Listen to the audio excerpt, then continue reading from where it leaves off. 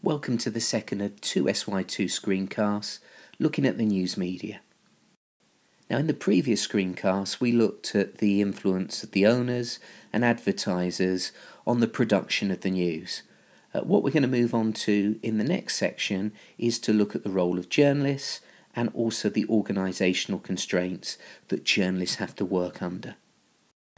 And as we can see through this particular image, the power of media professionals, so the power of journalists, of editors, to refuse to cover some issues and to let other issues into the news media, this particular power is called gatekeeping. So that's what this cartoon is about.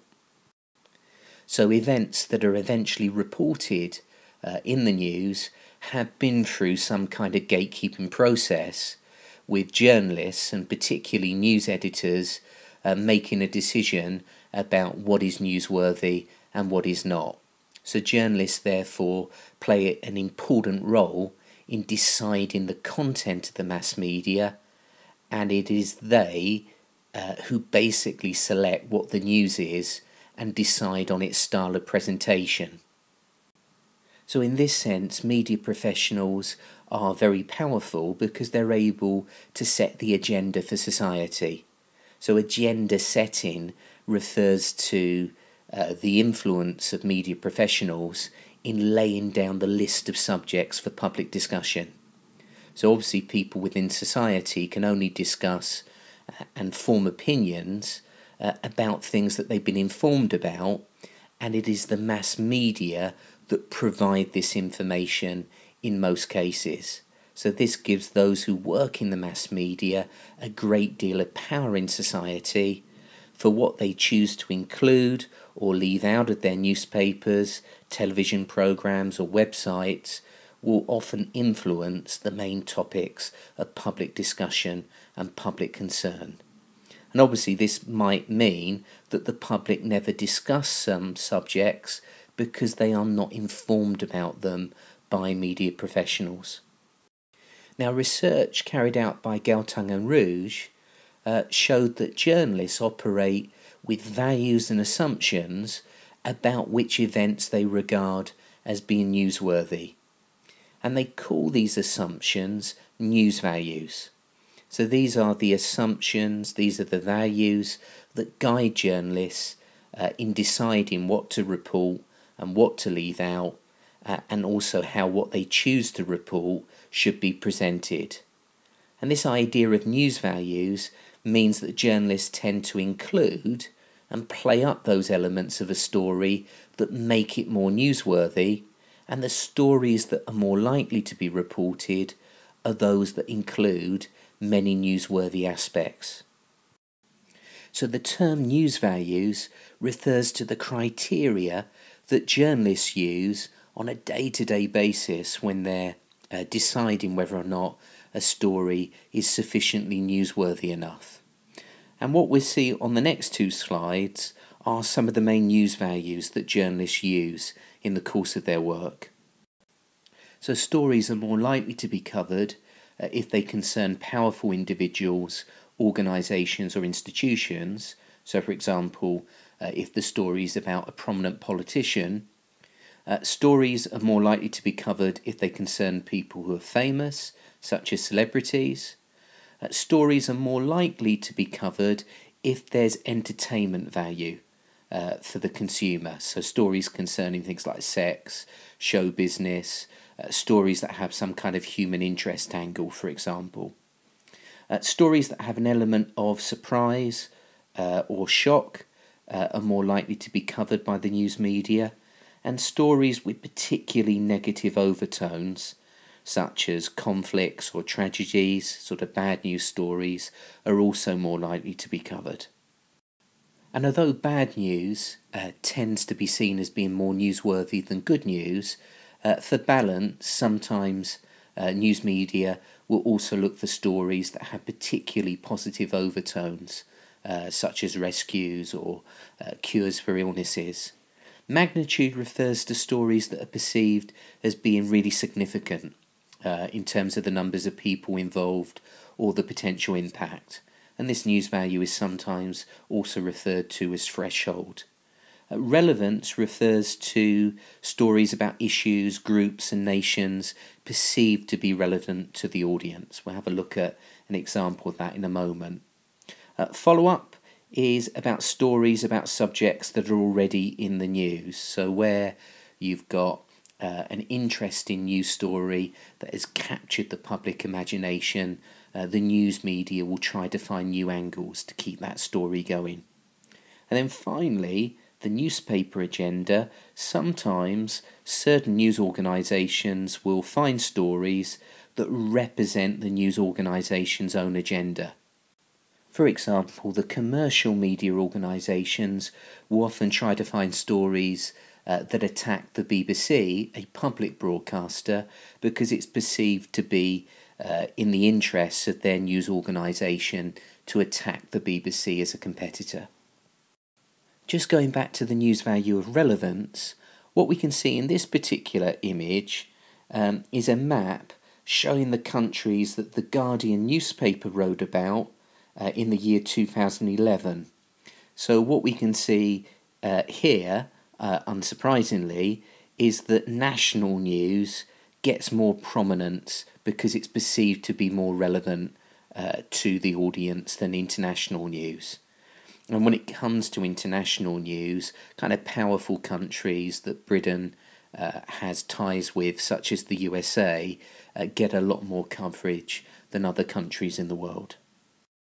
Now, the Glasgow University Media Group, which generally supports what we might call a neo-Marxist approach to the media, emphasises the importance of the assumptions of journalists informing media content and suggesting to the audience interpretations of particular issues. And the Glasgow University Media Group has emphasised a number of features that they think affect the content of the media. So firstly, they argue that journalists operate within what Becker calls a hierarchy of credibility. And what this means is they treat more seriously and attach the greatest importance to the views of powerful and influential individuals and groups within society. And in doing so, Hall et al. Suggests that such people, so the powerful, influential individuals and groups within society, become the primary definers. So they become the people who regularly feature in the media and are in a position to set the news agenda and influence what journalists define as the news and how they present it. So the views of these primary definers are often presented as being kind of more reasonable to journalists, and in contrast, the views of the least powerful individuals or groups within society are often portrayed as being kind of extreme and as not being as reasonable. So hopefully you'll remember this image from earlier in the video. This is the rally at the end of the biggest demonstration in the history of the UK, the big march against the Iraq War in 2003. And there were so many people that took part in this protest that the news media, when reporting it the following day, essentially had to guess at how many people went on this particular march. Now, the actual organisation that put on the march, the Stop the War Coalition, so the group representing the protesters, claimed that there were as many as 2 million people on the streets of London protesting against the Iraq War. However, the police claimed that the figure was half of that amount, so they claimed that there were just 1 million people on the streets of London, so quite a bit of difference there. But the protesters, because they have lower credibility in the eyes of most journalists compared to the police, who are seen as being more trustworthy, more reliable, their particular view, the protesters' view, wasn't reflected in the news media. So the 1 million figure from the police is what most of the newspapers reported the following day. So here we've got an illustration of Becker's hierarchy of credibility. So the protesters are right down at the bottom. They're not likely to be believed as much as the police, the government, and other so-called primary definers.